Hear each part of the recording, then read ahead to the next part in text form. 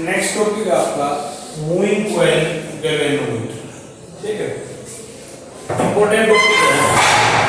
लगभग हर बार एग्जाम में 5 नंबर का क्वेश्चन आता है, 30 मिनट से ही आता है मूविंग कॉइल। Important topic.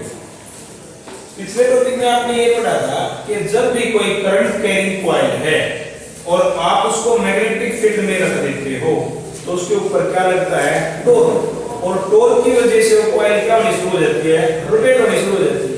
ये लास्ट टॉपिक में आपने कल कर लिया है ना। और टॉर्क कितना लगता था, टॉर्क लगा था आपका NIAB sin of alpha. N क्या है, number of turn, I current flowing in coil, A area of coil length into width और B अप्लाइड मैग्नेटिक फील्ड और sin अल्फा। Alpha is the angle between perpendicular to plane of coil and applied magnetic field। इतना torque लगता है और वो coil क्या हो जाती है, रोटेट हो जाती है टॉर्क की वजह से। क्योंकि टॉर्क है वो क्या करता है, रोटेट करता है। इतना टॉर्क लगता है। तो अब आपको दिख रहा है साफ कि भैया हमारी ये कॉइल है PQR S डैश मान लो, क्योंकि साउथ पोल होगा ना, इसको मान नहीं सकते। ये कॉइल है, कहाँ रखी है, मैग्नेटिक फील्ड में रखी है। तो आपको तो पता है जिसके ऊपर क्या लगा टॉर्क, और ये कॉइल क्या होना शुरू हो जाएगी, रोटेट होना शुरू हो जाएगी। क्लियर है? तो यही है, आपने पिछले टॉपिक में पढ़ा था, ये उसका कनेक्शन है, मैं आपको बता दूं।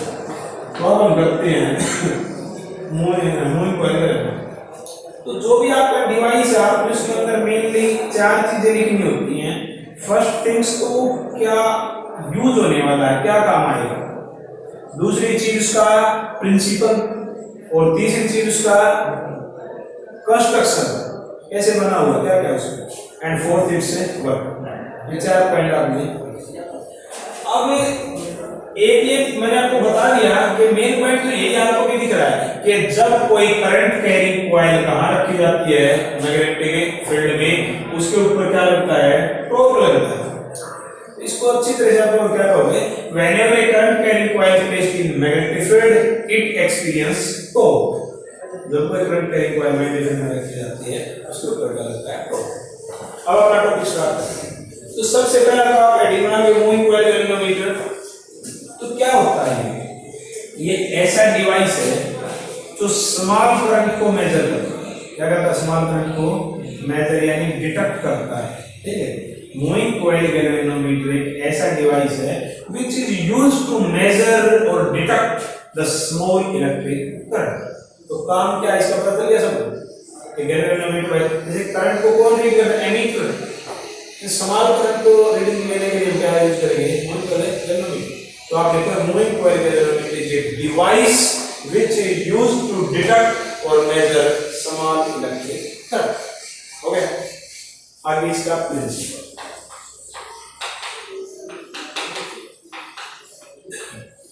इसका प्रिंसिपल आपको याद है, याद रखने की जरूरत ही नहीं है, पहले से याद है।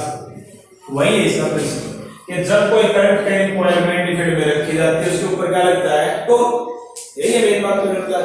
तो प्रिंसिपल क्या हुआ, whenever a current carrying coil is placed in a magnetic field it experience torque। इसके ऊपर क्या लग जाता है, बस प्रिंसिपल हो गया। 2 चीजें होगी, कंस्ट्रक्शन।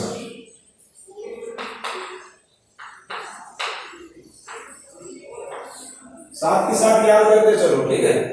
कंस्ट्रक्शन, जो 2 चीजें आपको दिख रही है इसमें वो लिखते जाओ। देखो आप लिखोगे this is consisting of A rectangular coil PQRS having a large number of turns। ये क्या है, large number of turn off insulated copper wire. ठीक हो गया। The coil is suspended by a movable torsion head H। Coil को किससे लटकाया गया है, एक मूवेबल टॉर्जन हेड है H, उससे ऐसे लटका रखा है। By means of phosphorus bronze string।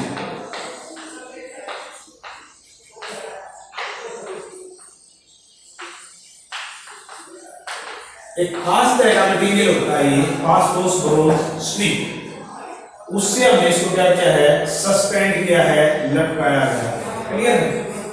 दो बातें बताई, में एक कॉइल है और उसको टॉर्जन मूव कर सकता है, ऐसे टॉर्जन हेड से उसको सस्पेंड कर सकता है। The coil is wound over a non-magnetic material, usually brass. जो एक कॉइल है ना PQRS, ये लपेटी गई है, इसके ऊपर एक नॉन मैग्नेटिक मटेरियल है, और ये नॉन मैग्नेटिक मटेरियल का नहीं क्या होगा, मैग्नेटिक इफेक्ट का कोई लेना देना नहीं, और यूजुअली किसका होता है, वो ब्रास का। ये जो रेक्टेंगल दिख रहा है, दिस में बी रेक्टेंगुलर और स्फीरिकल, हमने यहां पर क्या लिया है, रेक्टेंगुलर। क्लियर? अगर आप इसको रेक्टेंगल लेते हो तो इसके अंदर हम एक सॉफ्ट आयरन कोर रखते हैं L।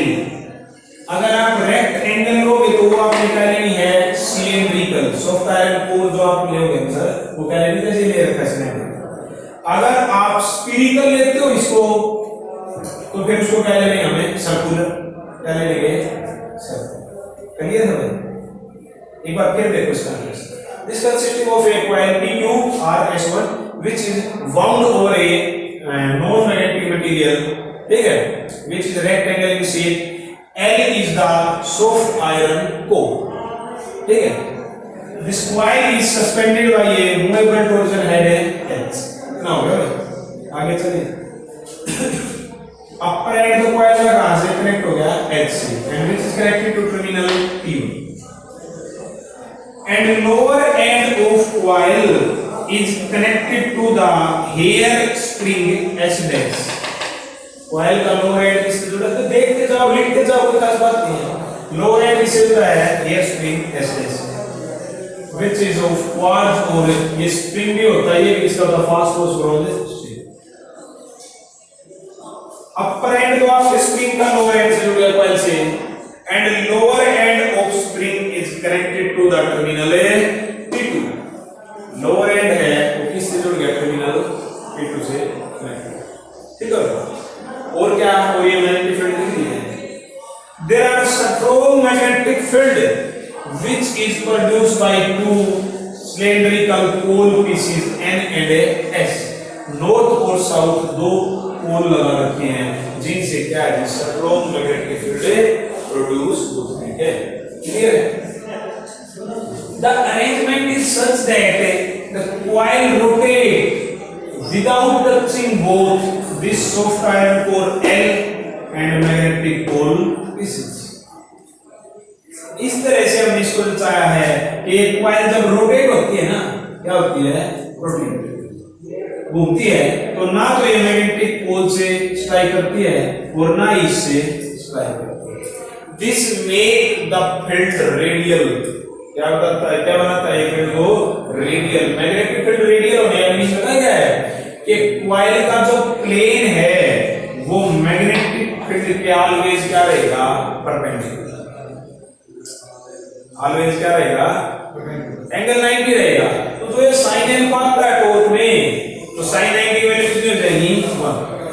तो आ गया, कॉइल का प्लेन है जो और मैग्नेटिक फील्ड के बीच में जो एंगल है वो कितना रहने वाला है, 90, perpendicular to plane of coil and angle between magnetic field is always 90। this is the 90, this is the radial field। क्या है ये, radial field। क्लियर है? तो ये सारी चीजें आप लिख लो। अब आगे है इसकी वर्किंग।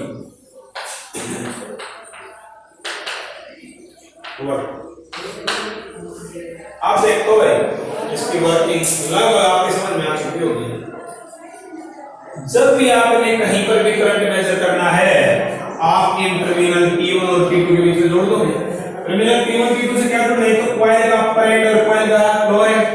तो जब आप जोड़ दोगे, अगर उसमें से करंट फ्लो हो रहा है तो करंट किसमें फ्लो होने लग जाएगा, कॉइल में। कहां फ्लो होने लग जाएगा, और करंट कैरिंग कॉइल कहां रखी है, मैग्नेटिक फील्ड में। उसके ऊपर क्या लगेगा, टॉर्क लगेगा, और कॉइल क्या होना स्टार्ट कर देगी, ये तो प्रिंसिपल है। जब इस कॉइल में से आप जोड़ दोगे तो करंट होगा, इसमें करंट फ्लो होना स्टार्ट हो जाएगा। करंट फ्लो होना स्टार्ट हो जाएगा, कॉइल रोटेट होना स्टार्ट हो जाएगा। और आप मेरे को एक बात कहो, अगर ये कॉइल रोटेट होगी, क्योंकि इसके ऊपर टॉर्क लग रहा है, कितना लग रहा है टॉर्क, अप्लाई टॉर्क लग रहा है NIEB, इतना ही लग रहा है, तो sin 90 हो गया। आप मेरे को एक बात बता दो, ये तो फास्ट फोर्स स्ट्रिप है, ये इससे लटकी हुई है, अगर कॉइल रोटेट होगी तो इसमें क्या हो जाएगा बताओ, ट्विस्ट हो जाएगी नहीं, अरे बट हो जाएगी। और क्या, ये आपकी कॉइल है, यहाँ पे लटकी हुई है, मान लीजिए कॉइल है,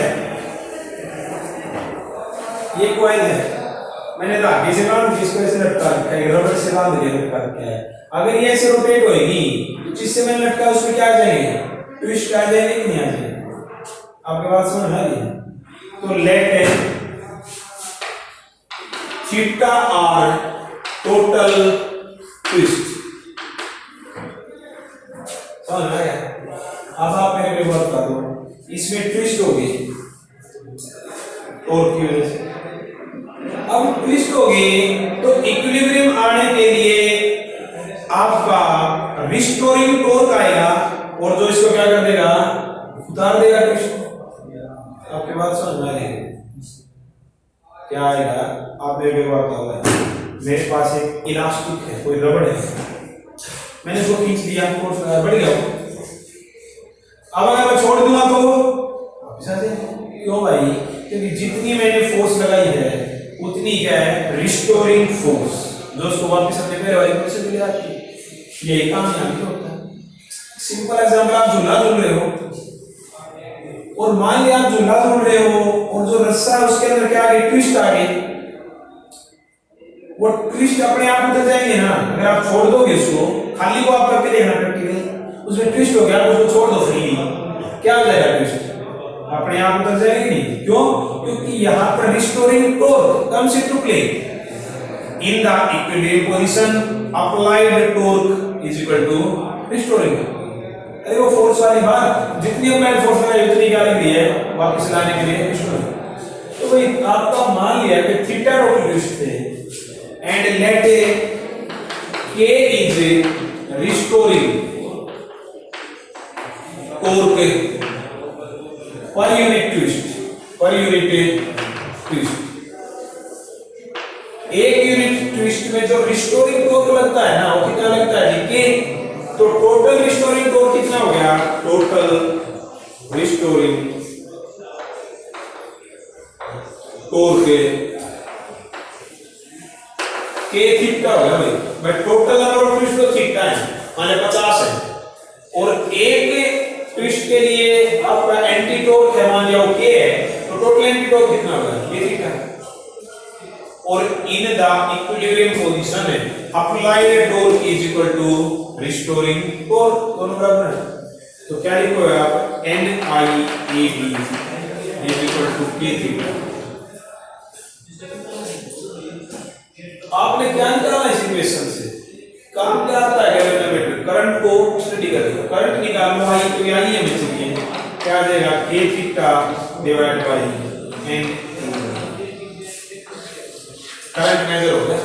सभी की वैल्यू पुट कर देंगे, जो फास्ट फोर्स स्ट्रिप है इसके लिए K की वैल्यू फिक्स होती है, इसके ऊपर लिखी होती है, K की वैल्यू रख दोगे, टोटल नंबर ऑफ ट्विस्ट लिख दोगे, थीटा कितने हैं, N है, नंबर ऑफ टर्न लिख देंगे, एरिया ऑफ कॉइल लिख देंगे, लेंथ इनटू विड्थ, एरिया देगा, मैग्नेटिक फील्ड कितने लगा रखे वो लिख देंगे, सभी की वैल्यू पुट कर देंगे, करंट आ जाएगा नहीं आ जाएगा, ये तो काम है, which is used to measure small current। कोई दिक्कत आपको, तो ये आपका क्या था, इसके स्पेशल केस है, कुछ वो वोल्टेज सेंसिटिविटी, करंट सेंसिटिविटी आप कर लेना, ठीक है ना। तो क्या है कि I is proportional to theta, I is proportional to theta, जितने ट्विस्ट हो गए उतना ही करंट होगा, क्लियर है। तो सीधी बात है, अगर ज्यादा करंट होगा तो ज्यादा टॉर्क लगेगा,